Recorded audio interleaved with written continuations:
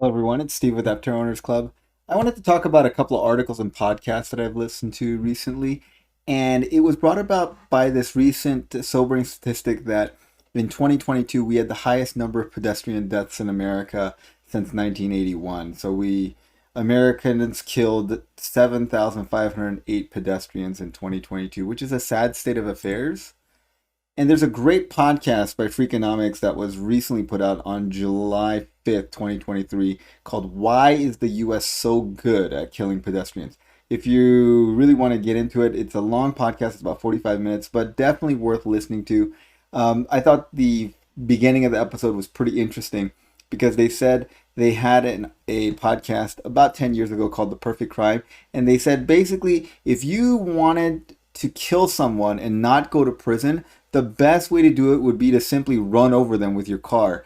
And the way the US legal system works is that if you're driving a car and you kill a pedestrian, even if it's entirely your fault, um, the jail sentence or whatever punishment there is going to be far less than if you killed them any other way.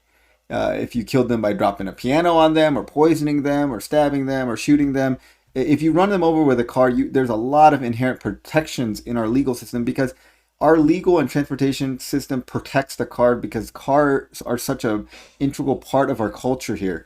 So, anyways, there's a lot of reasons for it. I'm not going to get into all of it, but a couple of things are that if you guys didn't know, Europe and the US have completely different safety standards. The rest of the world kind of just follows along with either EU's or American safety standards, where there's two major safety standards. There's an EU standard and there's an American standard. And it's a little bit of a pain because car manufacturers have to build two different vehicles essentially for both markets instead of building kind of one global vehicle. And it's not really that one is safer than another, it's that they prioritize different things. For example, if you're in an American vehicle, you're much better in a vehicle with American safety standards, you're much better in a rollover accident. If you're in a front head-on collision, you're much better off in an EU car. And if you're a pedestrian, you're much, much better off being hit by an EU safety standard vehicle because EU standards mandate pedestrian safety. It's like American safety standards, they care about the occupants of the vehicle. The EU standards care about people outside the vehicle, the other people as well, which in my opinion is something that's important as well. And there was a good podcast back in 2015 on Morning Edition, and they were talking about different safety standards. And they were talking about the problem of having to design two different vehicles. It's very expensive for car manufacturers to do this. They wish that they would form one thing, but the EU and America, the safety organizations, just cannot agree on what's important. And so one of the things is uh, they get very touchy about the rules, and they said that if you're a pedestrian, you're much better. So in Europe, they do the same test, but they also make sure the cars are safe for pedestrians. Literally, they test cars to see if you can hit someone and have that person survive. The hoods in Europe actually have to have a different standard than US. They have to be able to, for lack of a better word, absorb somebody's head hitting the hood if the car were to hit a pedestrian. And then the other funny thing that I thought was quite funny was that in America, car makers have to design airbags to protect people who are not wearing seatbelts.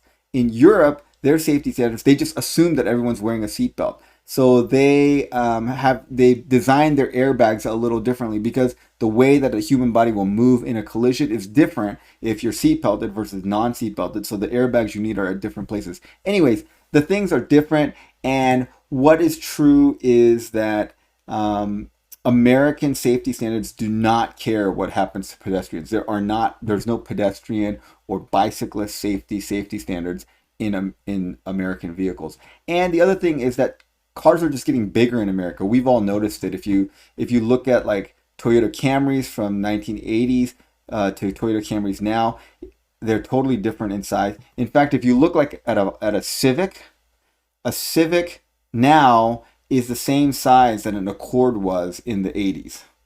And so all cars are getting bigger. The Ford F Series is way bigger. And this is the other thing is big SUVs and trucks, the hoods are really high. If you get hit by a vehicle like this, the impact, first impact is going to be through your legs, and then your body will be sent into the windshield or the hood if you're a pedestrian.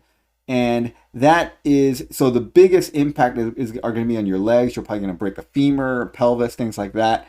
But you might survive. But if you get hit by a Ford F-150, then the point of impact is to your chest, and if you're short enough, to your head. That impact is not survivable. If the maximum force of the impact goes through your heart and lungs, or your spinal column, or your brain, that is much less survivable than this. So America's obsession with SUVs and large trucks makes it more dangerous for pedestrians as well.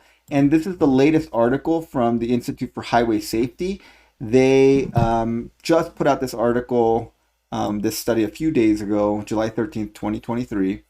And they have a couple of interesting lists. Okay, so one of the lists is like, this is the bad list. These are the highest deaths of drivers. So mostly these are muscle cars and small cars, because obviously, all things being equal, a smaller car is going to be have less mass, and if you have an impact with a bigger car, you're going to tend to do worse. So you can see Mitsubishi Mirage, that's the worst. Dodge Challenger. This is a large car, but people probably drive these Chargers and Challengers pretty aggressively. But if you look at these are mostly small cars and muscle cars. Then you want to look at the lowest rate of driver deaths. These tend to be luxury SUVs and luxury cars tend to do pretty well on this. And then this, I think, is a very interesting list. And this is the highest rate of other driver deaths. So these cars kill other people, other drivers. And if you look at these are mostly large trucks and SUVs. There's a few weird cars I just don't quite understand why the Kia Optima and the Kia Rio are so bad at killing other people, and they're actually bad at killing themselves as well in accidents. So I'm not too sure what's going on with that. But this kind of outlines this as well as this outline the mentality in America of, I need a large SUV to feel safe. And I don't think they think of the flip side, where a large vehicle makes you feel safe and you may be a little safer. But if you look at the list, you're not the safest in these cars, but you are dangerous to other cars. You're basically prioritizing, these people are prioritizing their own safety. And not only are they just neglecting other people, they're actively making other people less safe by doing this. They're basically making it more likely that they kill other people by driving these vehicles. Now, here's the cars that cause the lowest rate of other driver deaths. And these are mostly luxury cars and mid-sized luxury SUVs. If you go back up here, I mean, the ideal car is the car that protects you as well as other people. And which vehicles are good at protecting the occupants of the vehicle and people outside the vehicle, the other occupants of other vehicles as well. And the list of vehicles with the lowest driver and other driver death rates have 9 models in common. These are the Acura MDX, Audi Q5, Chevrolet Traverse, Lexus RX 350, Mercedes-Benz E-Class, Porsche Macan, Subaru Ascent, Toyota CHR, Volvo XC30. So these are not huge vehicles. These are not so the safest cars are not like the Ford F-350s and the the Chevrolet Suburbans and these other Cadillac Escalades. They're not the safest cars. The safest cars are generally not the huge behemoths. I think they have problems because there's a lot of accidents that are single vehicle accidents, rollovers, and these large SUVs tend to have higher rollovers and also impacting a stationary vehicle or a light pole or wall or something like that. In that case, having a lot of mass in your vehicle does not help you and may actually work against you. But anyways, a lot of interesting things. I recommend that if you're interested, listen to this podcast, Why the U.S. is So Good at Pedestrians. I thought it was a great podcast. Check it out. And then I hope at some point, I think people should put out a list of not only the safest cars, but the most dangerous cars to other people, so that there's some stigma to driving ridiculously large SUVs like the GMC Hummer EVs or something, just so that you can feel safer. I think if most people knew that by doing that they're putting other people at higher risk, maybe they would think twice, and we wouldn't have this arms race of having larger and larger vehicles in the U.S. All right, well, tell me what you guys think about this. 40-year high in pedestrian deaths in the U.S.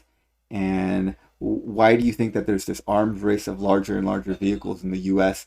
And do you think that if we let people know that driving these large SUVs puts other people at risk, that people would think twice about buying those vehicles? Or do you think people just don't care and they just care about their own safety or perception of safety? All right. Tell me what you think. Thanks for watching, guys. Have a great day.